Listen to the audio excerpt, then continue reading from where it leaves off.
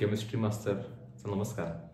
आपण आता थर्मोडायनॅमिक्सचा 4th problem बघतोय. त्याच्यामध्ये डब्ल्यू मॅक्सचे प्रॉब्लेम आपण बघणार आहे. डब्ल्यू मॅक्सचे प्रॉब्लेम म्हणजे काय, तर तुम्हाला जो प्रॉब्लेम समोर दिला या प्रॉब्लेममध्ये सगळ्यात महत्त्वाचे जे वर्ड्स आहेत ना ते पहिला अंडरलाईन करून घ्या. मी कोणते वर्ड्स महत्त्वाचे बोलतोय ते समजून घ्या. हा पहिला वर्ड आहे तो रिव्हर्सिबल. हा वर्ड खूप इम्पॉर्टंट आहे, रिव्हर्सिबल. आणि दुसरा वर्ड आहे तो कोणता आहे तर एक्सपान्शन. हे दोन खूप शब्द महत्त्वाचे आहेत. आता दोन शब्द का महत्त्वाचे आहेत, ह्या रिव्हर्सिबल या शब्दावरून तुम्हाला समजणार आहे की डब्ल्यू मॅक्स कॅल्क्युलेट करायचा आहे.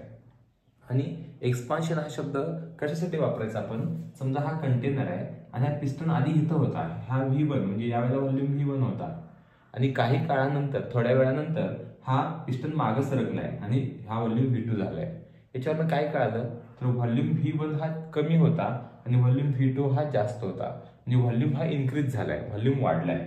त्यामुळे V1 आणि V2 याच्यामधला फरक समजून घेऊ शकतोय आपण. म्हणजे याच्यामधली जी छोटी व्हॅल्यू आहे ती V1 असणार आहे, मोठी व्हॅल्यू आहे ती V2 असणार आहे. आणि हेच कॉम्प्रेशनसाठी हे रिव्हर्स असणार आहे. हे आपल्याला एक्सपान्शन ह्या शब्दावरून कळते. आणि दुसरा शब्द आहे तो रिव्हर्सिबल आहे. रिव्हर्सिबल प्रोसेस म्हणजेच आपोआप न होणारी प्रोसेस. अशा वेळेला जे वर्क डन असते ते मॅक्झिमम वर्क डन असते. मग त्याच्यावरून आपल्याला कळते की डब्ल्यू मॅक्स काढायचं आहे, नॉर्मल डब्ल्यू नाहीये. मग यासाठी आपल्याला काय करावं लागेल, पहिल्यांदा आपल्याला गिवन लिहावं लागेल. मग गिवन मध्ये काय लिहितो आपण, त्यांनी काय काय दिलंय बघा. किती मोल गॅस आहे, आपण जो काही कंटेनर मध्ये गॅस भरलाय तो नंबर ऑफ मोल्स दिले 2.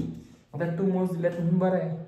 कधी कधी काय करतात तर त्या गॅसचा मास देतात. मग मास दिला असेल तर तुम्हाला मास अपॉन मोलार मास या फॉर्म्युल्यावरून त्याचे नंबर ऑफ मोल्स काढावे लागतात. पण त्यांनी दिले, बरं झालंय. आणि त्यांनी असं म्हटलंय की isothermally from 10 metre cube to 20 metre cube. म्हणजे आधी तो गॅस होता 10 मीटर क्यूब, नंतर झाला 20 मीटर क्यूब. म्हणजे आधीचा इनिशियल व्हॉल्यूम हा V1 होता, फायनल व्हॉल्यूम हा V2 होता.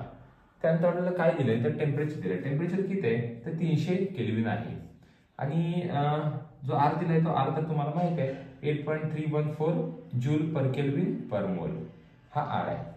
आता हा गिवन तुम्हाला तुमच्या समोर आहे. हे गिवन लिहिल्यानंतर तुम्हाला काय कॅल्क्युलेट करायचं तर डब्ल्यू मॅक्स कॅल्क्युलेट करायचं आहे.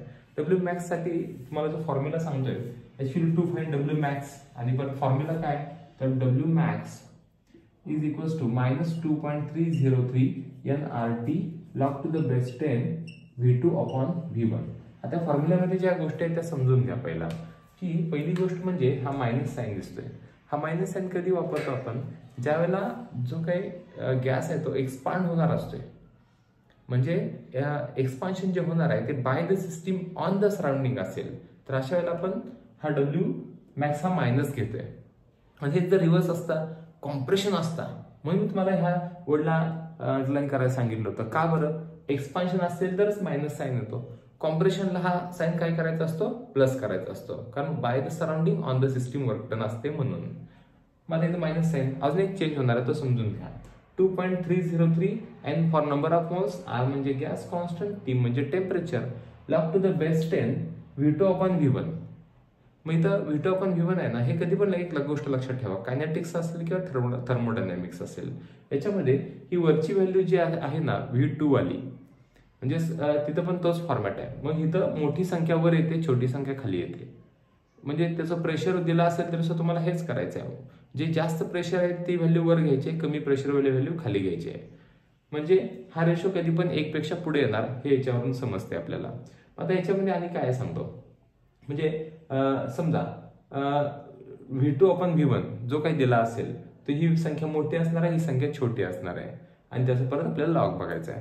आता इथं जर समजा कॉम्प्रेशन असतं, आता एक्सपान्शन म्हणून हा फॉर्म्युला ठीक आहे, कॉम्प्रेशनसाठी फॉर्म्युला हा नाही वापरायचा, हा चेंज करायचा फॉर्म्युला काय चेंज करायचा तर मायनसच्या ठिकाणी प्लस करायचा आणि इथं V1 अपॉन V2 करायचं. कारण मी बोललो तुम्हाला, काय बोललो की वरची व्हॅल्यू मोठी घ्यायची. कॉम्प्रेशनला हा V1 असणार आहे आणि हा V2 असणार आहे. आता बघा ह्या सगळ्या व्हॅल्यूज आपण पुट केला तर आपल्याला काय मिळेल तर बघा -2.303 इंटू n किती आहे त्यांनी ऑलरेडी दिलाय 2 आणि 8.314 T किती आहे 300 into log to the base 10 V2 किती आहे 20, V1 किती आहे 10. मग हे सोप्या व्हॅल्यूज आहेत म्हणून ठीक आहे. जर तुम्हाला लॉग टेबल वापरायची गरज लागली असती तर तुम्हाला ह्या दोघांचे लॉग बघून त्याच्यामधून मायनस करावं लागलं असतं, आणि जी व्हॅल्यू आली त्याचा अँटी लॉग बघून लॉग बघण्यात काही अर्थ नव्हता. अँटी लॉग बघण्याच्या आधी जी व्हॅल्यू आली ती या पूर्ण सर्कलची व्हॅल्यू आलेली असते. हे तुम्ही प्रॅक्टिकली किंवा तुम्ही ज्यावेळेला प्रॉब्लेम सोडवता तेव्हा तुम्हाला आपोआप लक्षात येईल. आता मी हे सॉल्व्ह करतोय, मी सॉल्व्ह करताना काय करणार तर बघा -2.303 इथं 3 स्टेप लिहा. कन्फ्युजन कुठं होते माहिती आहे का, तो भागाकार केल्यानंतर तो लॉग बघायचा आहे इथं भरपूर कन्फ्युजन होते. तिथं आळस न करता 1 2 आता ही दुसरी स्टेप पण लिहून टाका. 300 इंटू मी 600 करून टाकतो म्हणजे सोपं पडेल अजून. 8.314 into log to the base 10 इथे 2.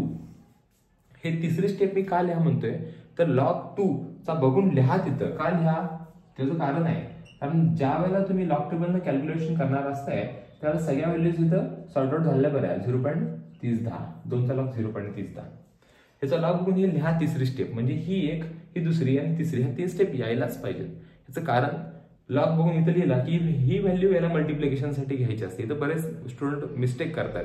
कोणती मिस्टेक करतात की आज तिघांचा लॉग बघतात आणि आहे असा ऍज इट इज हाय असा व्हॅल्यू लॉगच्या ऍडिशनसाठी घेतात. अशी घेऊन चालणार नाही, याचा पण लॉग बघावा लागेल. मग ह्या चारही व्हॅल्यूचा लॉग बघितल्यानंतर तुम्हाला जे आन्सर येणार आहे तो W max is equals to जो आन्सर येईल, तुम्ही तो आन्सर कसा काढणार आहे तर या चारही व्हॅल्यूचा लॉग बघणार आणि चारही व्हॅल्यूचा लॉग बघितल्यानंतर तुम्हाला तो आन्सर मिळणार आहे.